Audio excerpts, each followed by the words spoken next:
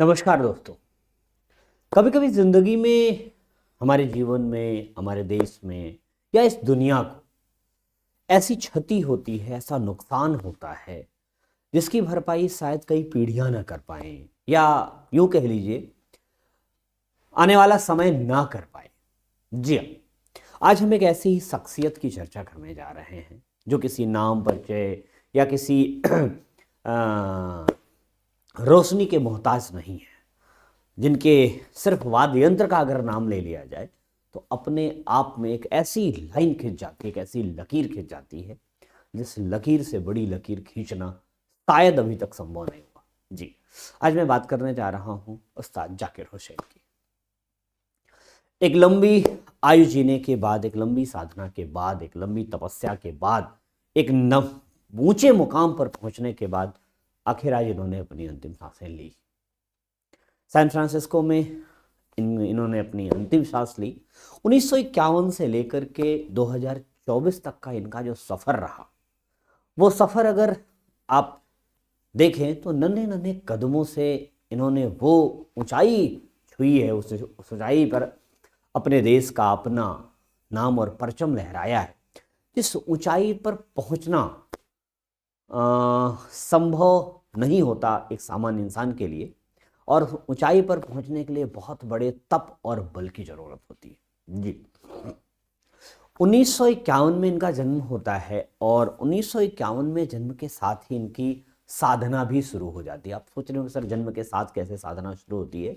9 मार्च 1951 को महाराष्ट्र में उस्ताद अल्लाह रखा और बाबी बेगम के घर में इनका जब जन्म हुआ तो सामान्यतः एक परंपरा होती है कि संतान को पिता की गोद में डाला जाता है और उससे कहा जाता है कि कुछ आप अपने पुत्र के कानों में सुन कहें। तो जो है, जब इनके पिताजी के गोद में इन्हें डाला गया उस्ताद अल्लाह रखा के हाथ में, पहले उस्ताद वही थे इनके, बाद में इन्होंने उस्ताद लतीफ़ अहमद खान से और विलायत हुसैन खान से भी जो है शिक्षा ली, लेकिन पहले गुरु और उस्ताद इनके पिता ही थे, वो भी तबले के जादूगर ही थे। तो महाराष्ट्र में इनका जन्म हुआ। जब इन्हें अपने पिता की गोद में डाला गया तो उन्हें कोई धुन सुनाई थी। ये बहुत बड़ी बात है कि पिता अपने ही फन में अपने संतान को ले जाना चाहता है। दुनिया की तमाम ख्वाहिशें होती हैं, मेरा बेटा आईएएस बने, मेरा बेटा पीसीएस बने। शायद ही दुनिया में कुछ ऐसे लोग होते हैं जो अपने बेटे को जो है उसी विधा में ले आना चाहते हैं जहां वो खुद सफर कर रहे हैं। और उस दौर में 1951, जब संगीत कम से कम भारत में संगीत बहुत ही बुरी अवस्था से गुजर रहा है, लेकिन कहते हैं कि जो सूर्य होता है उसे चमकने के लिए किसी सहारे की जरूरत नहीं होती। 3 साल की उम्र में जाकिर हुसैन को तबला थमाया गया और वो तबला 2024 तक, 73 साल की उम्र तक कभी छूटा नहीं। जी हाँ, पहले अपने गुरु और पिता उस्ताद अल्लाह रखा से शिक्षा ली, फिर उस्ताद लतीफ़ अहमद को अपना गुरु माना और फिर उस्ताद विलायत हुसैन से भी तबले की तालीम ली। और अपना पहला प्रोफेशनल शो इन्होंने मात्र 11 साल की उम्र में किया था। 11 साल की उम्र मतलब 1962 में, और उस शो के लिए इन्हें 100 रुपए मिले थे। आप कल्पना करें कि 11 साल का बालक जो इतनी कम उम्र में शो कर रहा है और उस समय 100 रुपए प्राप्त हो रहे हैं, तो उसकी कला का जो है प्रदर्शन आप इसी से आंक सकते हैं। ठीक, उसके बाद इनकी एक बहुत बड़ी खासियत ये थी कि होता क्या है कि जब फनकार अपने फन में एक ऊंचाई छू लेता है, एक स्तर पा लेता है, तब वो थोड़ा सा उसके अंदर अपनी एक पर्सनालिटी हो जाती है, अपना एक ईगो हो जाता है। लेकिन उस्ताद जाकिर हुसैन ने कभी भी किसी भी अपने शिष्य से, कभी भी किसी मतलब ऐसे व्यक्ति से जो इनके साथ काम करता रहा हो, अपना तबला नहीं उठाया। अपना तबला ये खुद उठाते थे, खुद ले जाते थे। ठीक, हाँ, उस्ताद जाकिर हुसैन के कई बड़ी पॉपुलर एल्बम जो है फेमस हुए। आप ये कह सकते हैं कि तबले को आम जनमानस तक पहुंचाने वाले पहले व्यक्ति हैं उस्ताद जाकिर हुसैन। इनका 1977 में एक एल्बम आया था, फेस टू फेस, ठीक, बैंड शक्ति के साथ था। फिर 1987 में इनका एक एल्बम आया था, मेकिंग म्यूजिक, ठीक, और मेकिंग म्यूजिक में इन्होंने जेन गर्ब्रेक और हरिप्रसाद चौरसिया के साथ मिलकर किया था। फिर इनका एक एल्बम आया प्लेनेट ड्रम 1991 में मिकी हार्ट के साथ, ठीक। फिर साउंड स्केप आया इनका 1993 में, सोलो एल्बम था इनका। उस्ताद अफजल अली खान एंड जाकिर हुसैन आया था 1994 में उस्ताद अफजल अली खान के साथ।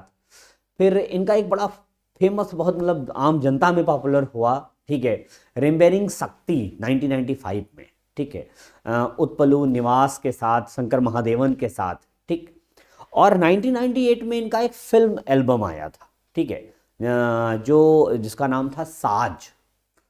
उसके बाद 2002 में आया द ट्री ऑफ रिदम, ठीक, उस्ताद अल्लाह रखा, तौसीफ कुरैशी और अफजल कुरैशी के साथ एल्बम था। फिर इनका एक एल्बम आया global drum project 2007, Mickey Hart, Imran Hussain, Chandan Sharma जैसे कलाकारों के साथ। और इनका जो लेटेस्ट एल्बम आया है सबसे लास्ट पिछले साल 2023 में, एज वी स्पीक, ठीक। और वह एल्बम इन्होंने किया था बेला फ्लेक, एडगर मेयर और राकेश चौरसिया के साथ, ठीक।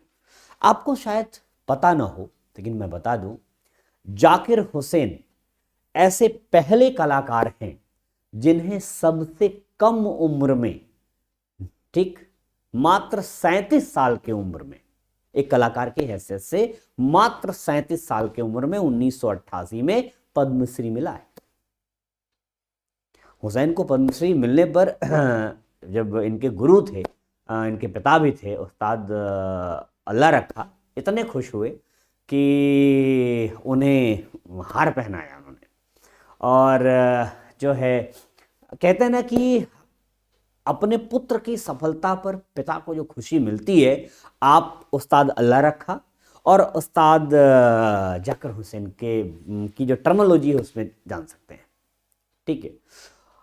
उस्ताद को 2002 में पद्म भूषण से सम्मानित किया गया, 2006 में इन्हें कालिदास सम्मान मिला, 2009 में उनके गोल्डन ड्रम प्रोजेक्ट जो एल्बम आया था इसके लिए ग्रैमी अवार्ड मिला, ठीक। 2023 में पद्म विभूषण, ठीक है।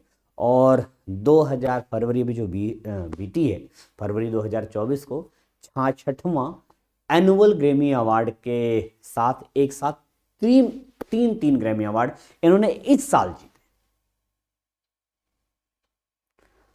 तो आप अब ऐसे कलाकार के बारे में और क्या कह सकते हैं, बस इतना ही कह सकते हैं कि ये जो रिक्ति आई है, जो कमी आई है, वो कभी भर नहीं सकती, वो कभी जो है उसे पूरा नहीं जा सकता। 1988 में पद्मश्री, 2002 में पद्म भूषण और 2023 में पद्म विभूषण।